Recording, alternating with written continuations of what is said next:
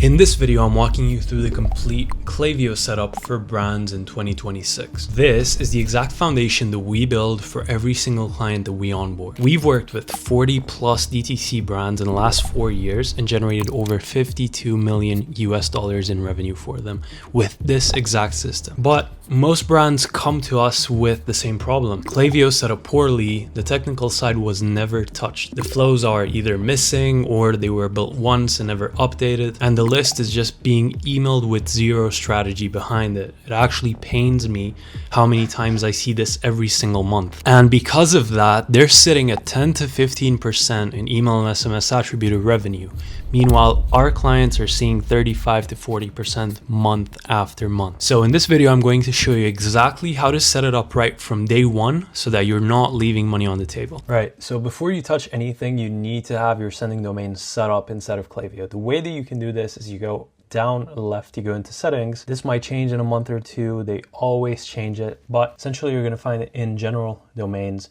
Then you're going to set up your sending domain. If you skip this step, nothing else really matters because your emails are going to land this into spam. The main thing that these guys are looking for, so Gmail, Yahoo, Outlook, whoever is getting your emails, they're looking for congruency, right? So your sender email needs to match your sending domain, which needs to match your URL of your store. All of these have to match, right? So for example, if your store is x.com, whatever sender email you use has to end in @x.com. And that's the same thing that you want to see inside of your sending domain. If you're on Shopify or GoDaddy, you could just use one of their integrations and it's just going to connect it automatically for you. So that's going to be relatively simple. If not, it's going to give you a list of some DNS records. So for example, you could just go on here, marketing, you could just put whatever you want. We usually use send, hello, admin, things like that. Actually, I need to go back and remove this one. So this is going to be the root domain without anything in front. And then this one's going to go like that. And then you could just add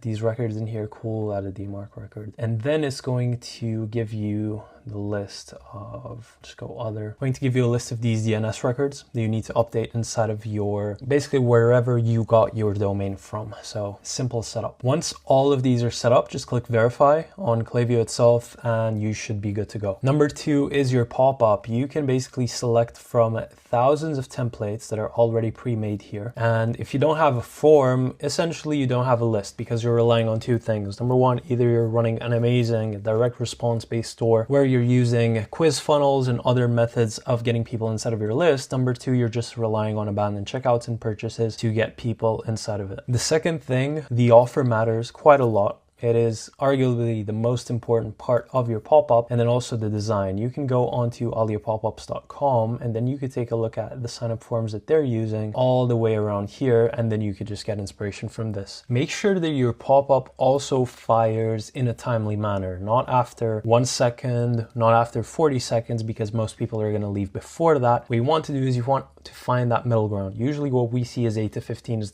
the best, but then we always tend to split test so that we can find the best timing. So let's say maybe 8 seconds versus 14 versus 20, and we all run an A/B test against each other. That way we know, number one, what has the highest opt-in rate, number two, what has the highest conversion rate, number three, what has the lowest bounce rate after seeing this pop-up, and what impacts the overall conversion rate the least. Don't ask for anything aside from the email unless it's relevant. You could take a look at this one here by Breeze. And then also one more thing, make sure your success page has the offer reflected on it and that you have a link that says go to X collection. So that X collection should be your highest converting page on your website. The other part that I want to touch on specifically are the flows, which is arguably the most important part of the entire setup. Flows are triggered by what a customer does, and they run 24/7 without you having to manage or touch them. When we do this for our clients, we typically go anywhere from 8 to 20 flows, depending on the complexity of the store, the revenue that they're at, and how big their list size already is. But without a shadow of a doubt, the most important flow that you need to set up is the welcome series. When someone joins your list, that is the moment that they're most likely to buy. What we like to do, and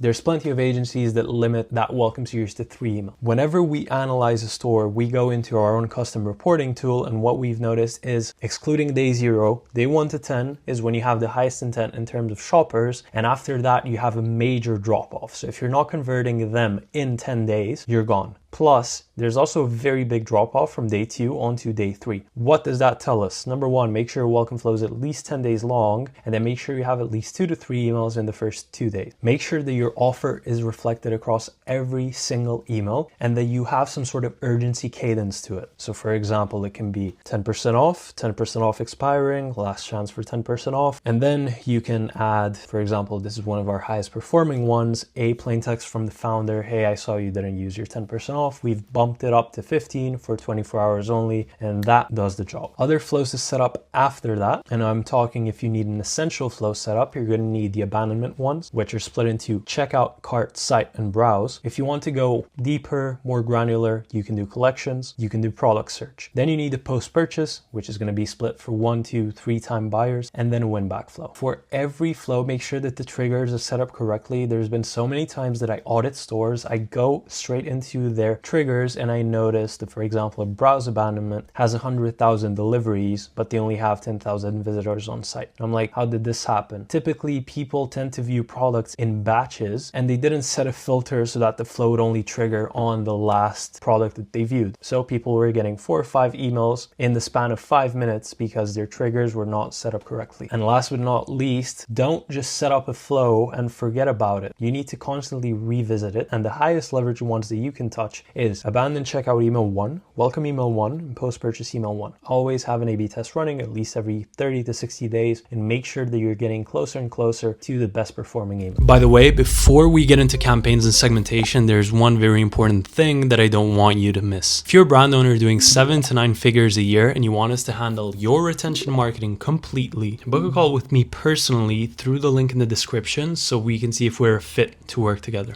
And now, if we go into the campaigns, these are one-time emails that you send to your list, whether that's a product launch, a restock, a sale, whatever you might think of that is, number 1, relevant to your brand, relevant to your niche, or culturally relevant. The mistake that most brands do is, number 1, they only send discount campaigns. Number 2, the templates always look the same. There's no variety, and that means you're always expecting that same thing to hit inside of your inbox. Once you see that 2, 3 times, it starts to get really, really boring, and then people just stop opening your emails. You need to start mixing in value-based campaigns, so that could be us versus them, frequently asked questions, things that could be pertinent to, number 1, your non-buyers, number 2, your buyers. And the way that you can do this is by going into Reddit and finding things about, number 1, either your brand, or number 2, the product, or adjacent products like yours, and then seeing the reviews based off of that. Once you collect 50 to 100 reviews, you can then reverse engineer the pain points, the desires, and the outcomes that people want to A, either get rid of, or B, achieve. And then from there is how you can create a perfect campaign calendar and also have a variety of topics so that you're not reusing the same thing over and over. And make sure that for the majority of your sends, you're always sending to your engaged segment and not your full list, please. Now, depending on your deliverability, this specific time frame for the engaged segment can be 30, 60, 90, 180, or 360 days. For our clients with the best deliverability, we typically do 360 days. I know it might seem far-fetched. If someone opened an email 10 months ago, are they still going to care? Maybe not, but our deliverability is not hurting. So it doesn't really hurt if we manage to squeeze 5 to 10 sales out of a campaign without hurting the rest of the ecosystem. And now you're thinking, how do I create this segment? Well, let me show you. So just as I promised, this is how you do it. You go into segments, create segment, and obviously I'm going to teach you something that is a bit different that people don't do. So engaged, let's do 60 days. A lot of people tend to just do it like this. So for example, they do can receive email marketing and what someone has done. Person has opened the email at least once in the last 30 days, then they call it a day. That's not how you do it. This one's fine, but you need the filter for, obviously I don't have it here because this is my test account. You can basically do Apple privacy open here equals false. That basically means every single open that you have here is a real and verified one, as most people tend to preload the images inside of their inbox, and that might count as an actual open when that might not be the case. I can be a bit more in depth with it, but I know that your time is precious, so I just want to condense it, make sure that you get the bulk of this. And then you can also do clicked email at least once in the last 30 days, right? You can do or on these two. They're both pretty high intent. And then what you can do is you can also do or, and then you start putting your specific site actions as an engagement metric too. So you can do active on site, added to cart, checkout started,